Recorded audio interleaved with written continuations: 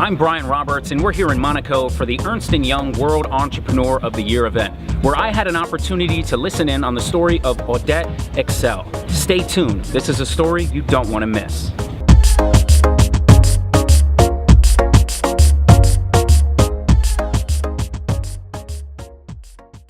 My story is not really a story of businesswoman decides to give back. It's more a story of activist decides she better learn about business and power to make change in the world. So my story's been an incredibly lucky one. But it came, I'm a Kiwi-born girl, born of people with great wealth of values rather than material wealth. And I decided when I was finishing my law degree that I needed to learn about money and power if I was going to affect social change. So I had a really lucky career through law and banking. Weirdly ended up running a publicly traded bank in Bermuda and chairing the Bermuda Stock Exchange, and by that point understanding that okay, I had at least some grasp of business and it was time to really step out and try and be an entrepreneur. So the Adara Group was born now 19 years ago of my thinking for years and years around how you put together business, the most advantaged people on the planet with the most disadvantaged. So it's been a journey of thinking. So what was the total timeline like from when you finished law school up until starting the Adara Group? Oh gosh, that's a good question. Probably a decade, I think. Okay. You know, of kind of finding my way, wandering my way through the finance markets, out of Australia into Hong Kong, and then ultimately into Bermuda, which, as you probably know, is the largest reinsurance market in the world. Right. So I'm trying to see, you know, you were chairing the stock exchange. I imagine you were at a very comfortable place at this time. Yep. What led you to just say, okay, you know what, enough of this, it's time to make a difference? All my life, I don't remember a time where I wasn't incredibly appalled by the fact that on one side of the planet, you know, our greatest single medical problem is obesity. On another side, the brothers and sisters that we have living in different places in the world are starving to death. There are 850 million people in our planet. They're our neighbours, and they're in extreme poverty. So for me, my whole life has been about trying to figure out how I could do my small piece to change that. And once I'd had the huge privilege of running a balance sheet, which is an amazing opportunity, particularly for a young woman, I knew it was kind of now or never. I had to find a way to express my view that we're not going to change that unless we reach across that divide between the advantaged and the disadvantaged. And Adara is my small expression of a way to do that. Now, how would you say your experience in the financial world and your law background has helped you really? Hugely helped me. So in a number of ways. First of all, because stepping out of social activism into banking and finance made me recognise my own prejudice.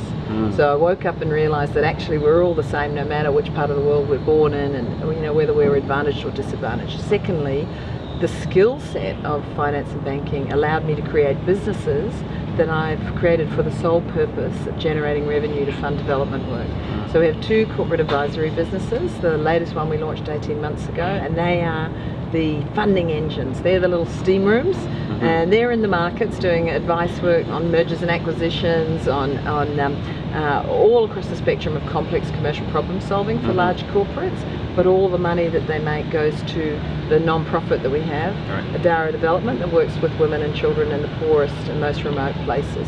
So without that, you know, Adara would never have been born. So I feel hugely lucky to have had that chance to bring those skills to social change. So now, what are some of the things you're doing with the Adara Group, specifically, I guess, on the ground? On the ground. So after 19 years of making mistakes as well as having some successes, we find ourselves as amongst the world's leading specialists in tertiary level medical care to preterm and low birth weight babies in very remote places. So preemie babies, and we see them as our tiniest clients, and that work, maternal infant child health care, places that don't have consistent electricity supplies.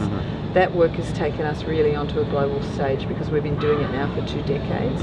We are also pretty well known for our work delivering health and education in some of the world's most remote places. So our most remote project is on the Nepali-Tibetan border, and that when I first went there, that was 25 days walk from the nearest road. Wow. So it's such an amazing privilege to work with communities. Did you take that walk? I did, yeah, I did. Well, I confess that there's a little airstrip in there that you could fly into. It's a pretty hair-raising ride, so I flew in there, but then spent weeks and weeks. You walk from the airstrip about 7 days up to our top project.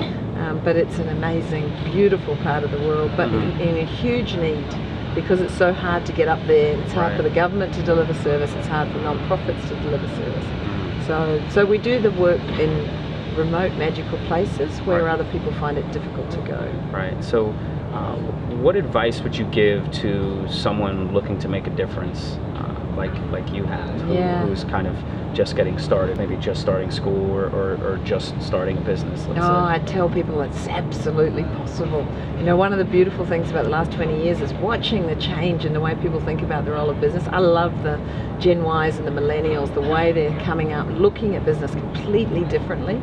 And once you embed purpose in business, once you put your heart together with your head, anything is possible. So for me, having the luck of a life with business skills and being able to use that, if you like, mastery for purpose, has just enhanced my life beyond measure. So my advice really to anybody who wants to think about this stuff is just get out there and get going. Find others. You know, we've got the lived experience of 20 years of doing this. There are plenty of others out there who are the same as us, doing it in different ways. Find others, connect to them, and don't let anybody tell you no. Are there any key skills that you found that have been more beneficial than others while working through this whole journey of yours that maybe you recommend others would take up and try and learn? Sitting on the intersection of profit and purpose is hard. You have to embed the purpose, otherwise you wake up and find that it becomes a brand. So I don't know if this is a skill or it's a value, but integrity is probably the most important thing. Like hold to your purpose with integrity. Another key value, I guess I'd say, is you have to bring respect. The business community sometimes moves very fast and can be very disrespectful of others from different disciplines. If you want to bridge divide, you have to be deeply respectful. Communities understand their own needs. The non-profit world understands how work is done. So integrity, respect, listening skills, and then out-of-the-box thinking. Don't let anybody limit your thinking. I've had the gift of so many people in my life telling me no, telling me I was crazy, telling me it wasn't possible. You know, I'm just an ordinary Kiwi girl. And it's been a gift when people have told me you can't do this, because it has spurred me on to be bigger and better. So I guess the key advice really is never take no for an answer. It's really possible. Have you found any unique challenges, at least when you were first starting out, just being a woman? In the financial world? Absolutely. You know, we live in a world where it is not the case that every little girl wakes up and has the same opportunity as every little boy. And it seems incredible to me that people still think women are a minority. You know, we're not. You know, we stand side by side. Yet people don't realise that. So yes, women are enormously underestimated still, which I find mind-boggling in 2017. And I think as a woman in business, I had to learn, 1, to stand up for myself, 2, to bring a lot of humour to that situation, and 3, that sometimes being underestimated is the greatest single asset that you have. So yeah, for one of the things as I've become moved into my 50s, I've become older, is to recognise that if my life can be an example to other women that anything is possible, and I am just an ordinary Kiwi girl, that anything is possible, then that's got to be a good thing, right? Our girls need to know that, just like our boys do. So yeah, it has added to the journey, there's no question. So it seems like just throughout your whole life, you've constantly been performing at such a high level. Finance, law, now all your nonprofit work. What would you say are some keys to successfully navigate all these complex things on a day-to-day basis, to working through those challenges and building a solid routine daily? What are some things that you do on a day-to-day basis to really handle all this? I laugh. I don't take myself too seriously. I recognise that I'm going to make a lot of mistakes every day, and I do, and I talk about them. I think the idea of people that somehow you're iconically successful is a nonsense. And I surround myself with people who love me, support me, tell me, you know, when I'm an idiot, pick me up when I fall down. Right. And I work in an area that I'm passionate about. And I think that's the key too. If you're in business and you find something that drives you, you know, I'm driven to get out of bed every day and try to do my best. And I'm incredibly proud of the people that have come to stand with me and work with me. But it's because I feel passionate about my work. So find what you're passionate about. I'm not a person to talk about balance. My life has been anything but balanced. It's been passionate. That's my journey, and I'm very grateful for it. So lastly, if you could go back in time, give your younger self some advice, what would it be? Never take no for an answer. Yeah. You know, just if they were going to write one thing on my tombstone, you know, that woman was tenacious. You know, bloody hell, she was stubborn.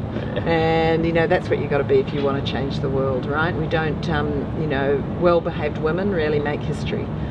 Is a saying that I absolutely love. You know, we need not to be well-behaved. We need to never take no for an answer and just get out there and give it our best.